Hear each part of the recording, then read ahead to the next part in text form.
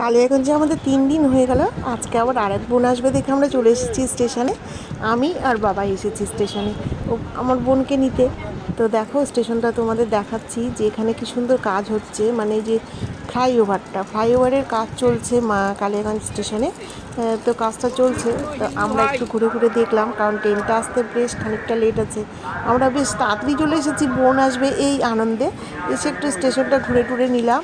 তো এখনই ট্রেনটার মানে অ্যানাউন্সমেন্ট হয়েছে যে এখনই ঢুকবে। তো আমরা একটু তাড়াতাড়ি করে হেঁটে এখন চলে যাব একদম সামনের দিকে। তো চলে এসেছি, অনেকটা সামনে চলে এসেছি। দেখো ট্রেনটাও ঢুকে গেল, আর বোনরাও এই ট্রেনেই চলে আসবে। তো তার জন্য আমাদের খুব ভালো লাগছে, আজকে বোন আসবে। আর আমরা ভেবেছি আজকে সন্ধ্যাবেলা অনেক ঘুরতে টুরতে যাবো। তো দেখো বোনটা চলে এসেছে, সাথে আমার বাচ্চাও চলে এসেছে। তো চলো আমরা বাড়ি গিয়ে এখন ঘুরতে বেরোবো। আর স্টেশনে এসে খুব ভালো লাগলো, একদম ফাঁকা নিরিবিলি একটা স্টেশন, লোকজন যেহেতু বেশি নেই সেজন্য ট্রেনটাও পুরো ফাঁকা, কারণ এই ট্রেনের নেক্সট স্টেশনেই হচ্ছে লাস্ট অফিস রাধিকাপুর। তো ট্রেনটা একদমই ফাঁকা ফাঁকা। তো দেখো আমরা সন্ধ্যাবেলা আবার রেডি হয়ে বেরিয়ে গেছি।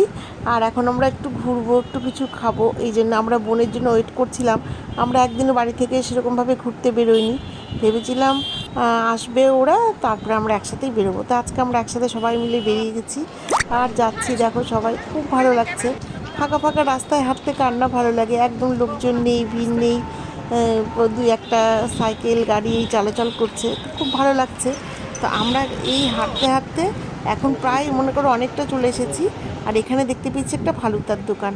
তো আমরা তখন ফালুদা নেওয়ার জন্য চলে এলাম। তো আমার বোনরা তো ফালুদা খাবে না, তা আমি নিয়েছিলাম ফালুদা। আর হচ্ছে সবাই মিলে আইসক্রিমও খাওয়া হলো এখানে। তো বেশ ভালোই করেছিল, খুব একটা ইয়ে করেনি। এক এক জায়গার জিনিস এক এক রকম খেতে তো হবেই। তো যাই হোক ভালোই লাগলো খেতে। তো আমরা এখানে ফালুদা খাচ্ছি, আর আমাদের বাচ্চা তো কিছুই খাবে না। এই দেখো দিয়েছে, এটাই হচ্ছে ফালুদা। তো আমি ফার্স্ট টাইম এরকম গ্লাসে করে খাচ্ছি, মানে গ্লাস ঠিক বলবো না, মানে ওই যে কাপে করে খাচ্ছি। তো যাই হোক আমার বেশি ভালো লাগে কলকাতারটা। তো খেয়ে নিলাম, এখানে একটা আইসক্রিমও নিয়ে নিয়েছি, এটাও খাবো। আর এগুলো খাওয়া দাওয়ার পরে কিছুক্ষণ ঘুরে আবার চলে এসেছি চপের দোকানে, এখন চপ টপ খাবো। তো চলো আজকের ব্লগটি এইটুকুই, টাটা।